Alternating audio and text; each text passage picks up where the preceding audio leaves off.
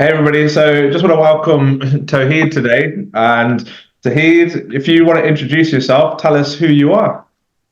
Hi guys, I'm Dr. Toheed Nasir. I am a practice principal of a practice in a place called Lower Earley, which is a suburb of Reading in Berkshire.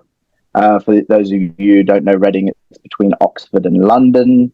I set up a squat around June 22, so we're just coming up to about 18 months old now. So yeah, that's me. I did my dental education out in Australia, and I did a lot of my basic clinical experience out there, worked out there for a couple of years after I graduated, and then moved back over to the UK, did the whole experience of the overseas registration exam. And then I haven't worked for anyone else in this country. I just thought I did my time in Australia. I had an experience of being a locum. I worked in smaller individually owned practices. I worked in corporates. I worked as a visiting oral surgeon for some colleagues. So I got a good taste of how multiple different practices were run. And I thought now's my time to give it a go. And when I moved back to my hometown of Reading, I thought now's as good a time as any just to set up my squat. Otherwise, I had the choice of going down the PVLE, which is the equivalent of doing a VT route in the UK, where I'd have to go and do a year at someone else's mixed practice. I'd have to get some NHS foundation. So I've never worked for the NHS. So I don't have an NHS performer number. So I thought rather than going down that route, I'll go and try and hit a six and set up a squat. So it's about 18 months in, and yeah, the boat's been rocky, but we're still surviving. So yeah, that's Yeah, me. I bet I can imagine. We'll get more into that a little bit later on. So, Toheed, why did you become a dentist? What made you want to go down dentistry route? Well, funnily enough, I actually wanted to be a barrister first. Because I always liked English literature. I always had a decent skill of being a relatively good orator and conversationalist. My essay writing was good, but my dad introduced me to one of his cousins who was an Oxbridge barrister. And she was like, T, if I'm honest with you, the profession's very cutthroat. It's very dog eat dog. And that's just not my vibe. Bobby, you've met me a couple of times. I'm just a super chilled bloke, and I just like just a smooth existence. So I then had the fortunate experience. Another one of my cousins is a successful practice owner in a place called Barnsley in Yorkshire. So he owns five or six mixed practices up in Barnsley. So I did some shadowing with him for a week, and I just really enjoyed it. I enjoyed the ability to get to know the community, to provide help and support for people in pain, and also the ability to work with your brain, work with your hands. And no 2 days are the same, really. You might get extractions one day, implants another day, composites another day, cleans another day. So every day is different. Plus, it just looked like an interesting profession where you could continually learn and grow. Uh, Still now, I can go on hundreds of courses on topics that I know nothing about, and I love that I can do that for the rest of my professional career. So once that decision was made, yeah, I've loved it, mate. I really am proud of what we do as a profession, and I do genuinely enjoy my job. Yeah, it's really interesting because it's so different from being a barrister, isn't it? It's like two completely different worlds. It's like, yeah, miles apart. I mean, my sister's actually a lawyer and a very successful one. But when I compare professions, the one thing I noticed between us is our work ethics are really, really similar. To be really successful in that career, you've got to be super driven and you've got to deal with a lot. I mean, a lot of stress. I mean, I know we think we deal with a lot of stress as dentists, but trust me, they get a lot as well. But it's very, very different in terms of the aspects of the work. Like the reading that they have to do, etc. And they've got similarities, but in terms of the actual job, being hands-on, somebody's mouth, it's like worlds apart, isn't it? Well, I think you'll agree, Bobby. Like, since you've been doing your courses, you're quite social. You interact with a lot of dentists, and you've met a lot of successful dentists. There's one key theme among all of us is that we've got that drive to succeed. And I think be that dentist, be that doctor, be that business owner of any kind, if you look at any of these social media videos of the high flyers of the world, they have this drive. A lot of them are very type A personality. They want to win at life. They want to succeed. And I think it's all about goal setting. It's all about moving forward. It's all about challenging yourself. Whatever profession you're in, I've got massive respect and support and admiration for anyone that's just giving it a go, just putting in their work and just smashing it, mate. It's great to see. I couldn't agree with that more. And it's so important, especially if you're going to go into practice ownership, don't you think? Because, to set up a practice from scratch, like a squat, unless you've got that super desire in you, that hunger, it just isn't going to work. You got to radicalize your thinking, your work ethic. To be successful in that, you can't go into it with that attitude, just really laid back, really chilled. You got to have that fire in you to go and make it happen. 100%, mate. 100%. So after you finished your dentistry, then why did you come back to the UK? Did you think about staying? So Australia, I highly recommend to anyone, sort of any of your listeners out there, if anyone is a young clinician just finishing their foundation year or anything like that, I highly recommend going abroad and doing a bit of work or just even a bit of travel just for growth experience. For me, it was great to see how another system works over there. It's more geared towards America. So it's a lot more fully privatized in Australia. And also they have a big health insurance system. So the only people who get dentistry for free are people who are on benefits or are ill or children. So one thing I did like over there a lot was there was no haggling on price, which I find because of this country with the NHS, there's an anchor because people see £26.50 or whatever a band one is as what the value of a checkup should be. So here I am charging X amount. There's that anchor there that's sitting at £26.50 and everyone sees me, or a lot of people see you as, why are you charging me this when the bloke down the road's charging me this? There was not any of that in Australia, which I particularly enjoyed. But for me, it's family, mate. I come from a sort of Pakistani Muslim background where we're quite family orientated. And the plan was always to come back and sort of, my goal and my dream was always to set up a practice in my hometown because it made me who I am. It was my growth, the community and the people around me helped me get to where I am. And I always wanted to come back home and sort of plant my flag. So that's what brought me home. Yeah, I mean, your story is really similar to mine, setting up in your hometown, family building, within your local community, it's really, really similar. Me and my wife, interestingly, before we did this a few years ago, we actually looked at going to Australia for a year or so. Before we had kids, actually, but you know what stopped us? It was family. Yeah, 100%. Yeah, my sister then had kids, and then it was a whole thing. Well, if we go, we're not going to get to see them. We're not going to get to see them grow up. But we're a really, really close family. Amazing. So in the end, I mean, we might regret it one day. We don't know, but in the end, we never went, and that led into all of this. Setting up the practice and whatnot instead. So when you came back, then you decided, obviously, you're going to not work in the NHS, which is interesting. So you never had any experience of working in that system whatsoever. Is that right? No, the only experience I will have is I've started doing a bit of work as a bank doctor in oral and maxillofacial surgery at some hospitals around the country. So I like pulling teeth out. So I thought I'll do a bit of that. So I've lined up a bit of work with that, but I've never done a band 1, a band 2, a band 3, a UDA. I've dodged that bullet. That's my opinion on it. I've never done that. That option was available to me because I don't know how many of your listeners would know sort of much of how the overseas route works for if you graduate outside of the UK and outside of the European Economic Area.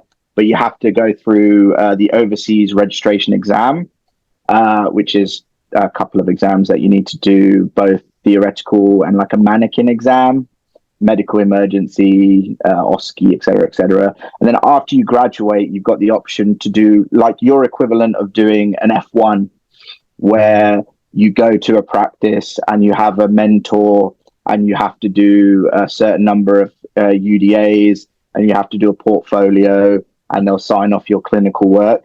And then after they've done that, you get a sort of a performer number. For me, I didn't want to set myself up for failure. I'm perfectly honest, mate. So my background was always private practice. So I've always been used to, I'll call it a leisurely pace, but some of my staff would say I'm just super slow. But the way I do dentistry is the max I'll see in a day is probably 8 people, mate, if I'm honest. And that's been my career since I graduated. So going from that to seeing 30, it's just not my style. And I didn't want to set myself up for failure. It was a big decision, mate, because a lot of people and a lot of mixed practices, the whole point of having a mixed practice is you've got that NHS base there. That UDA contract is a safety net for you. It covers a lot of your expenses, and then you build the private on top. And when you sell it, that big juicy contract helps you get the money, get a good amount of money on sales. But I thought, look, if I'm going to do it, I'm going to go all in.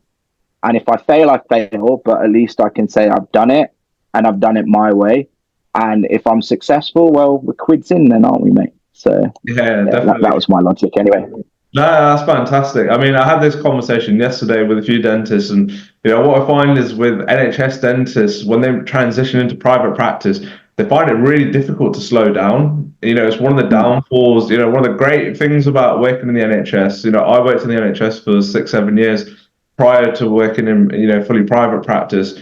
But you do get a hell of a lot of experience. That's one of the biggest benefits. You get to learn to work efficiently, diagnose and treat very, very efficiently. I'm not saying we do things quickly or cut corners, but you do learn how to, take a lot of teeth out, and you get good at it because you're doing volume. So, you're doing a lot of it. You don't have a choice. You have to get quick. You have to get good at it. And, what we're finding is that a lot of younger dentists who want to transition straight into private practice, they haven't had that luxury because they haven't had that volume. So they haven't got the experience, when they're moving that into private practice. But alternatively, some of the ones who are coming out of, fully NHS, trying to make that shift into private practice, they struggle because they don't know how to slow down. They're trying to see 10 patients and they're used to just that fast pace. There's pros and cons to every sort of dental system, mate. I think it's just finding a good practice with a good principal that's supportive, be that a mixed practice or a private practice, just someone who's willing to be there, hold your hand a little bit. And that's becoming slightly more challenging to find in modern eras, mate, because of financial constraints of practice owners, as you know, with increase in inflation, increase in costs of raw materials, everyone's increasing their prices. So it's more challenging as a practice principal to give your associate time, because that time's taken out of your time, which is your earning time. So, but mate, there's pros and cons to everything, and I just wish everyone the best. But what I'm saying is the principals that are willing to do that at the moment, they're the ones who generally will end up with better associate-led practice models. For their practices, because they've done that. With the whole issue with recruitment in dentistry, if you can find a practice where you've got somebody that's willing to do that, and if you're, as a principal, happy to do some of that, your retention rates of your associates will more than likely be higher than the people who aren't doing that. Because if they don't feel supported, they'll be looking around. So, no, great. So then when you came back, so obviously you decided to set up your practice. Did you think about buying a practice, or did you just know I'm going to set one up from scratch? I looked at buying it, but I'll be real with you, mate. Where I am down south, you'd have to sell a kidney or two to buy practices around here, mate. Like, the problem is twofold. Obviously, the cost of just property is expensive down south. So your mortgage is going to be $500,000, 600,000, $1 million. I've seen practices going for 2.2 million, and the building alone's worth $1 million. And then you got the 1 point something you have to pay on top just for the practice. It didn't make financial sense to buy a practice down south, because you'd be taking out nearly a £1-2 million loan, and that's your life from day dot, and that's a lot of pressure. I thought, so I come from an entrepreneurial background. My dad's a businessman, and we sat down and we had a chat about it. And he's like, why don't we just set up our own? And it will be a quarter of the price compared to anything that we're looking at. Plus, you're not paying for anyone else's goodwill. Any goodwill that we create comes from nothing. So it was going to be a harder graft from day one, and it's been very hard graft. No, I won't pretend. I'm sure we'll go into the details of where I lost most of my hair. But from my perspective, mate, it was just a pragmatic decision. Maybe if I lived up north, it might be a different decision. But it was just it didn't make financial sense to buy a practice. So I thought squat was the way to go for sure. Yeah, I mean, even for me, that was one of the reasons why I set up Squat. You know, when I started looking around, I did entertain the idea of buying a practice. Exactly the same thing though. There was nothing less than £1 million, you know, around where I was looking, and you know, I wasn't prepared to move all over the country. And for me, it was much more financially feasible option. And you know, exactly like you said, you build it from scratch, you build your goodwill. Um, you do everything you can to make it work. And you know, in the worst case scenario, if it didn't work, you can go back into practice and you know, recuperate that money, you know, over the next few years. But Yeah. touch wood, you know, that very, very rarely ever happens, thank God. So when you made the decision to start your practice then, so where did you start? You know, a lot of dentists ask, you know, I want to set up a practice, but you know, what do I do? How do I do it? Where do I go? Where do I start to learn, or what is the process? You know, for you, how did that look? So I had a great mentor. So I had two great mentors. One was my dad, just from the pro business perspective, because he's an entrepreneur, but in a different field. So he's always been there just to give me sound business advice. But that cousin I mentioned previously, who owns practices in Barnsley, he's been an invaluable asset from day one. Even though his background is pure NHS, and that's where he's built his business from, whenever I've needed advice or help or a sage word, he's always been there to help me. But for me, it was just looking around at what I wanted. It was my first build, and I knew it was going to be more expensive for me to do an all-in-one with a company, but I would rather spend a bit more now and do an all-in-one setup so I learn and know. So I started having a look around at just sort of the dental building companies that are out there.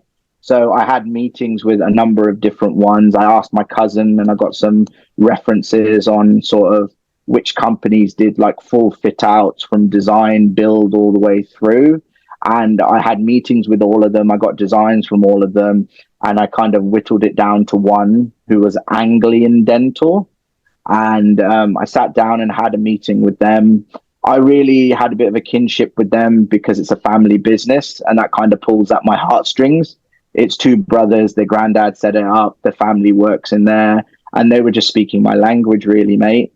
So I had to sit down with them. We worked hand in hand. It was quite seamless, if I'm honest, from the design to the builds. But then a little thing called COVID happened. I don't know if you've heard of that. So that happened while my practice was starting. Luckily for me, it was at the build stage, not the it's there and it's sucking money stage. So that's a little blessing from God there. But it delayed me. But I don't like to use COVID as an excuse because it delayed the whole world, right? But basically, we're all 2 years younger than we actually are. That's a rule I like to think. But I had huge delays with planning.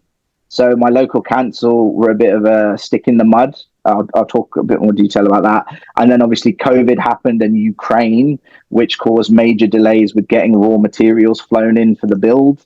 And then there was delays. I was lucky I ordered so I've got Belmont Voyager chairs. So I was lucky I ordered the Belmont Voyagers early, because if I hadn't, there was like a 9-month delay in getting supply. So like there's been a confluence of a lot of things, and I've been quite lucky, but I think God's just watching out for me. But yeah, so I went with Anglian Dental, mate, long story long. And they were the ones that helped me sort of do my fit out from start to finish. Okay, no, fantastic. Yeah, it sounds like you had a much better building experience than me. I mean, you probably heard my story, but yeah, my building was horrific. I mean, we had a hell Yeah, of yeah, we had a lot of battles with the council. It took us 9 months to get our planning through because of COVID. So we started just after COVID, but yeah. it was horrific. And by the time we got to the end of the planning application, the planning officers told us that it's okay, you're okay to go ahead and build it. We're going to sign it off next week. 2 days later, I got an email from the council saying, by the way, your planning inspector has left the council. New planning inspector's taken over your application, and she's not happy with any of it, and we want to reject your application. Can you believe Oh, that? jeez, After 9 months, so we had to jeez. fight it and fight it, and luckily, thank God, we got it through That's without awesome. it being rejected. But that whole era was just a nightmare. Exactly like I said, with building Stress, costs going up. Yeah, a lot of stress. No, stressful. no, great. So once you did all that, so you sounds like you had all the building side of things in hand, and with Anglian, so they were looking after you from that point of view. So how did you go about learning about the business side of setting up a practice? If I'm real with you, mate, it's been fly by the seat of my pants, a lot of it. And I'll be real with you. Like, a lot of it has been trial and error from me. It's been advice from my cousin. It's been advice from my dad. But a lot of it's been learning on the job, mate. Like, courses like yours are amazing and you're doing a great job for people that want to set up their practice. But it's like dentistry, right? We'll go to dental school for 5 years, but your real learning will happen your first year out doing F1, where you go from seeing 2 patients to 32. Do you know what I mean? Like, we're in a profession, we're very hands-on, and it's trial by fire a lot of the time. So I've been on fire for the last 18 months. Do you know what I mean? But it's been a tough experience, and the first year was very tough. Um, but honestly, it's like anything, mate. You need to put graft in. Like, where I am fortunate and unfortunate at the same time is where I am in my suburb, there's 3 other practices and they've all been established for 20, 30 years. So they're settled. But 2 of those established practices have sold to Portman Dentex. So a lot of my patients, fortunately enough, are just disgruntled patients of other practices. So they don't want to pay the fees that the other practices are charging. They don't want the wait times. They don't like the feel of the corporate feel where it's less personal, less family friendly, except whatever your view on corporate is. It's a confluence of things. Like, we're the new kids on the block, aren't we? 18 months compared to 37 years. It's quite a bit of a difference, right? So a lot of it's been challenging, but what I say to anybody who will listen to me waffle on about my business is cash flow, cash flow, cash flow. Cash flow is king. I'll get it tattooed on my forehead. Like, it doesn't matter how good you are at dentistry. It doesn't matter how many implants you put in or how many sinus grafts you're doing. If your outgoings are more than your you're in trouble. And the bank's got no mercy these days, mate. Like, whatever kindness there was from bank managers in the past, whatever generosity there was decades before, where you can sit down and have a coffee with your bank manager and ask them how their kid's doing, that doesn't exist. You're just numbers on sheets now, and you just got to make sure you're monitoring cash flow. So, like, Yeah, for a that is lot of the yeah. first year, I harp on about this so much because when I see a lot of dentists who are about to start in practice and they're doing their projections, and when they're trying to work out how much money they need, they never ever take into account they need money to run the business, and it crazy, amazes man, me. crazy, man. And it's like, well, for the first 6 months, how do you live? Don't get me wrong, like, you can get cash flow very quickly in your business, but depending on how you market and what type of treatments you do. But in a worst case scenario, how do you manage that? And it's not just that. As your business grows, it becomes harder and harder because you've got to outlay for everything up front before the money's come in. For example, if you're doing implants, okay, you've got a lot of implants coming in now, people wanting implants, all right, but now you've got to buy all the kit and you've got to pay another, 10, 15 grand upfront, to buy everything and set it all up before that money's actually come into the practice. And that goes on to every treatment, and then that rolls into surgery by surgery as you grow the practice. And you've got to make sure that there's enough reserves in there that you can afford to do that. But it's one of these things that dentists often miss out or don't tend to think about too much in the process when they're obtaining their initial finance. And yeah, as I said, it's really important. Another view for me, and another pet peeve I have, because I have a few pet peeves, but this one is overstaffing, because we're spoiled. I'll be honest. Dentists are spoiled at a lot of practices by being surrounded by staff. There's a steri nurse, there's a this nurse, there's a nurse to wipe your sweat, there's a nurse to get your coffee, X, Y, Z. Like, staff cost money. Where are you going to get that money from? Yeah. So I went raw, mate, to be real with you. For a lot of the start of my practice, there was just 3 of us, 1 receptionist, 1 nurse, and me. That's it. And then I was very fortunate and blessed to have an associate who was an old family friend. He's a very skilled clinician. He's been doing it for donkey's years. He kind of floats from practice to practice to practice. So he's kind of got his own list that he takes with him wherever he goes. And he was fortunate enough to use my surgery 1 day a week or 1 day a fortnight to see his patients. And I was getting a little cash flow in from there. But aside from that, mate, it was just me, my nurse, and a receptionist. And then for a good portion, because recruitment's so difficult, it just was me and my nurse. And my nurse was covering the phones and assisting me, because we weren't that busy, mate. There were weeks, I'll be straight with you, bro. I don't mince my words. I saw 1 patient in a whole week. That's the squat life, you know? Because I went raw. Like, for me, I'm an old man. I may look slightly younger, but I'm an old man. Like, I type on my phone like this. So social media marketing is like wizardry to me that I didn't want to mess with.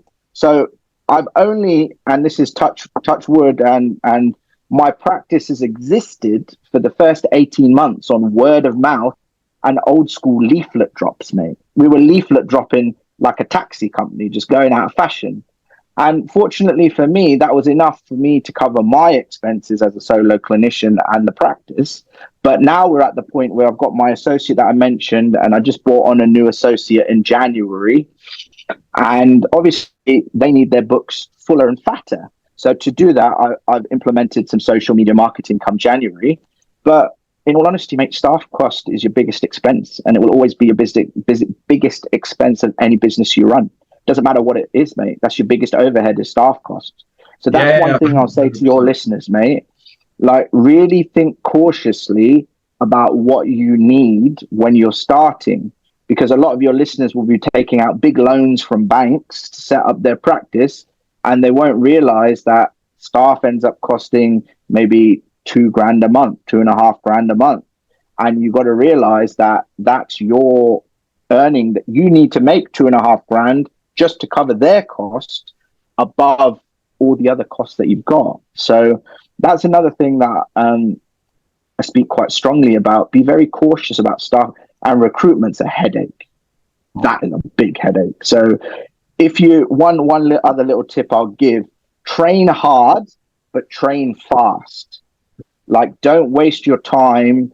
Like, I'm a soft touch, yeah? And I think I will give everyone a chance, right? Yeah, like, I'm sure we can train. We can't train everyone.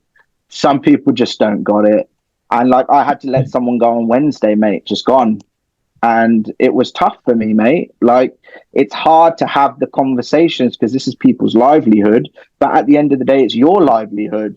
Yeah, yeah, 100%. I learned that very, very, very quickly, you know, in my business. Yeah. I was very similar to you, you know, before I set the practice up, very relaxed, always give everybody the benefit of the doubt, no matter what. And, you know, I let a team member go. And, you know, what I realized was I knew I needed to make that decision, and I kept giving them the benefit of the doubt. And no matter how much training we were doing, it just wasn't making an impact whatsoever. The same habits kept creeping back. So I kind of put off what I needed to do. But I tell you what, when I did it, that weight that lifted off my chest, it was like, wow. And then on the back of that, it allowed me to bring in a better team. And, you know, since then, the practice has just flourished, you know, just from taking that decision and taking that action. But the key thing is with that is you've got to be quick. if you feel somebody isn't the right fit for your practice, or that they're not performing in the way that they should be, despite being trained, you've got to act on that, as soon as you can. And, for me, I feel that is definitely one of the hardest parts of going from an associate to owning your own practice, is managing a team 100%. So recruitment first, but even once they're in the building, managing that, getting the team on board, making sure everybody's productive is massive. With the whole recruitment thing, I 100% agree. We started very similar. We started very, very small, but what happened with us was we grew pretty quick, and then we needed another team member, but then it was hard to find somebody. So it's like trying to find that balance, you know what I mean, without burning your staff out at the same time. So 100%. yeah, you got to find that balance. But going back, you said you had your cousin who was helping you, the one who had lots of practices, and obviously your dad mentored you with the business side of things. Do you feel that without that help, you would have struggled more? And do you feel that that gave you a lot of help, to be in the position that you are now, having that mentorship? I'll be honest with you, mate. In our profession, mentorship is so important. And I'm talking just clinically, I'm talking being a human being, having someone more mature around you, having a support system, business wise. And it doesn't have to be people in your own profession. Like since I was a teen, have always made the effort to surround myself with people who are smarter than me, better than me, more educated than me, older than me. Because, mate, there's no fun being the smartest one in the room. I never liked being in that room. I'm quite dumb, so it's quite easy to not be that. But what I enjoy is learning. I'm a lifelong learner, mate. So I make a conscious effort to surround myself with people who have been where I want to go. Like, if you want to be a successful practice owner, surround yourself with successful practice owners. Surround yourself with people who own 6 practices or own multiple rooms, or if you want to do lecturing or teaching, people that are doing that. Because just by rubbing shoulders with them, you'll be better. All the research and psychology shows, if you sit next to someone who's sharper than you, smarter than you, your average level will go up. So I'm in depth, like my father's my father, right? So he's been my mentor since I was born. So that kind of goes without saying. But my cousin on the dental side of things has just been great, because it's just nice to have an outlet of someone I can call up after a long day and I go, cuz, this has happened, blah, blah, blah, blah. He goes, mate, I know. It's just nice to have people around you that know what you're going through. And I think practice ownership's a lonely game. Like, that. Like, you're fortunate your wife's a dentist also, but like for me, I'm a single Pringle, mate. Oh, she's not a dentist. Oh, I thought she was. Sorry. No, my wife's in academia. She's Oh, sorry. yeah. Oh, I thought she was a dentist. That's my bad. But like, it's nice. Like, practice ownership's lonely, mate. The financial struggles you're thinking about letting people go, that just plays in your brain all the time. You need outlets. That's the biggest thing I'll say. But even from a clinical perspective, as a practice principal, you're the biggest earning force of your practice, unless you're going down the associate-led model. But in the early days, the maths just makes sense to be principal-led, because that money that you're earning 100%, if you want to, can be reinvested back in your business. And that's what I've done for the first 18 months of mine. Everything I earn just gets reinvested, and then we move forward. But 100%, mate, mentorship is so important. Support system is so important. And like-minded people like yourself and myself, like, from me, I've said it to you previously, if anyone wants to chat or wants a bit of help, my WhatsApp's always available. Like, and you've been kind enough to set up awesome WhatsApp group for practice, for squat practice people. Like, there's a lot of kind people out there in the dental community. You just need to dig to find them. I think that's the only problem. Yeah, no, I couldn't agree with that more. Exactly what you said. Your circle is key. 100, 10%. The people you hang around with, you exactly like what you said. You want to be the dumbest person in that room, and you want to go and learn from the best of the best and put yourself in that circle. But at the same time, mental health is really, really important along this journey. It could Absolutely. get really, really tough. You do have moments where things are low, like you said. That feeling, having one patient in that week, that alone can do some serious, damage to your mental Oh, health. mate, it did. Yeah, Did, mate. we've all been there. I remember when we opened, you're always constantly, is the phone going to ring? A patient's going to come? It's just that constant, worry. And, fortunately, it does work and it just takes time. But you've got to have that resilience in you, haven't you, to ride that out. But also, if you struggle with that, you've got to go and speak to people that have been there and who can Mm, support you and just be a listening ear. And, mm, that's what, our community is about. mm, Helping, that's one of the big things that we want to do is to help new practice owners to not feel alone and not feel scared. They've always got a shoulder to lean on, and some advice and some support whenever they need it. mm. So with the practice now, what's your plans going forwards then? To retire, mate. No, No, no, I it's kid, I too kid. early They for won't that. Yeah, they won't let me retire my staff. So currently we've got two rooms. I'm in a three-story building. So the next plan is phase two. So that's putting two or three more surgeries on the first floor. That'll be the first step. But if you were to ask me what's the grand goal, uh, I'd like to own multiple sites, really. But I think this will be my one and only squat. I think I've done it and I've seen it and it's been fantastic, but I haven't got any more hair to lose on the process. But I think also I'd like to potentially meet like-minded young people and support them in their journey. Do you know what I mean? So maybe looking at partnering up with people who want to open up. So like I've got my brand and I'm really big on that. So mine's Lower Earley Family Dental, and it was very important for me to put family in the name. A lot of the SEO guys and a lot of the website guys are like, "Oh, your name's too long. Take family out the name." But I was like, "No, I don't want to." For me, like family is important, and I come from a community and a culture where family is important. And I think childhood dentistry is quite challenging, and I feel like a lot of practices don't do it as well as they could do. And I feel like for me, children deserve a good dental experience. You've seen it, I've seen it. We treat a lot of adults with major dental anxiety, and that stems from a poor dental experience as a child. So that's one of my passions. So like I'll go into schools and I'll teach kids how to brush. I've created a cartoon series called Super Tooth and Smile Squad. It is as embarrassing as it sounds. And we've created a toothbrushing song.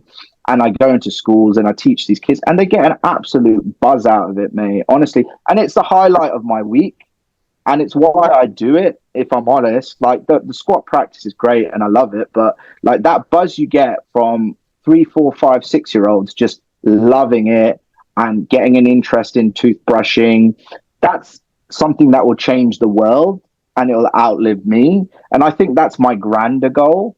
If you're asking me what's the goal for my squat is to grow to the max capacity it can. So my council story is as horrendous as yours, mate. They delayed us a year. I had to jump through so many hoops. I had to create a transport plan. I've got a bike shed outside of my practice because they're like, you need a bike. I was like, who bikes? Who's going to bike? No one has biked to my practice since it's open. But anyway, let's not go into the council. But so I've got approval for 8 rooms in my building.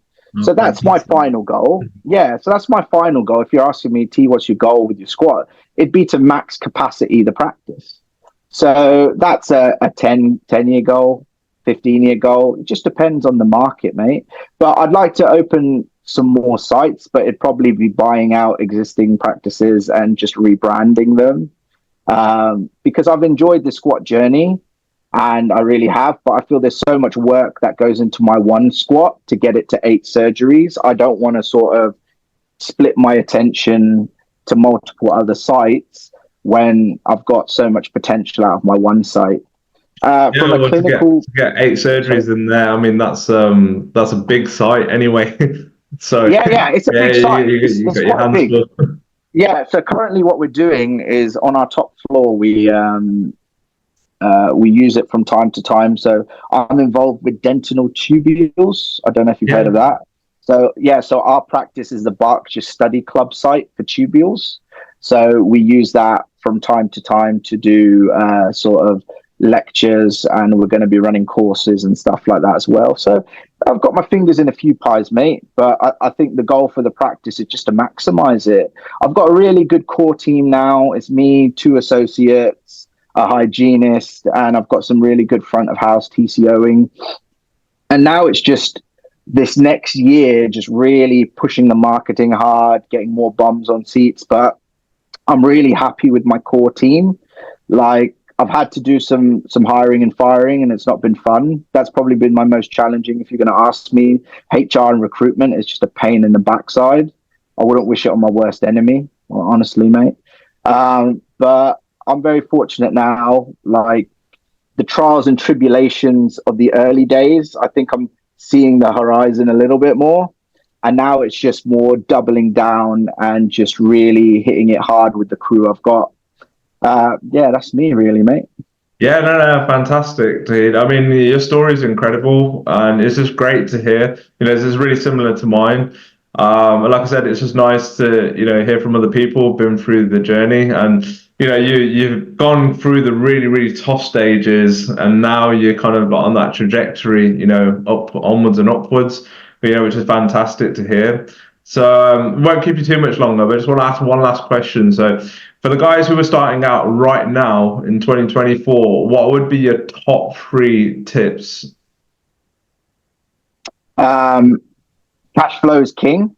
So give yourself a bigger buffer than even anyone's telling you to, because miscellaneous expenses will keep happening. That's life. So I would say just cash flow, cash flow, cash flow. That's the number one thing. And I know you're in agreement with me on that. Number two would be have a good support system around you. It will get dark. You will want to give up. If you don't want to give up, you're not squatting properly. That's my opinion. You will have tough days. You will have tough weeks. I've had a tough 18 months. I'll be real with you. It's been tough. But you need a healthy support system around you, be that your family, be that your friends, be that whatever, be that us. My phone's always available. Bobby's a lovely bloke as well. Like, we've been through it. I'm more than happy to chat to anybody about anything, like, just That's the key find thing. Don't colleagues. don't be scared to reach out. Yeah. If Oh, you mate, need that 100%. advice, Like, I'm don't be saying it, scared. and yeah, I'm saying it, and I genuinely mean it. And I know Bobby's the same. Like, I've met him myself personally. That's why I'm doing this, because he's a top bloke. But there's no such thing as a silly question, and I genuinely do believe that. So don't ever feel afraid to reach out to guys like us who have done it, because I'm only 18 months ahead of you. So I've been through everything you're going to go through, and I'm more than happy to tell you what I did. That's all I can give you is my lived experience and what I did. That might not work for you, but it might spark some ideas on what you can do even better, and then you can teach me. And then the final thing I'll say is, don't be so tough on yourself. Like, us as dentists, from when we were young, like, we're very hard on ourselves. Like, it was very hard to get into dental school. It was very hard to get through dental school. It was very hard to get through F1. Now it's going to be very hard to open your squat. Give yourself a break from time to time, because all of us are our own harshest critics. So you will fail, but anyone you speak to has succeeded in anything in life has failed more times than they'll ever succeed. It only takes one time to be a success. It will take you thousands of times of failing to get to that one time. Just don't give up, because you never know that next time you do it will be that time that you hit it hard. So those would be my three, mate. Yeah. Yeah, I absolutely love that, especially that last one. That is just key. You can't always win at everything. The most successful people in this world have failed numerous times, more times than you will ever know, to get to where they've got to. But it's just that process of going through that cycle and not giving up. Most people fail and they give up, and that's it. They call it a day.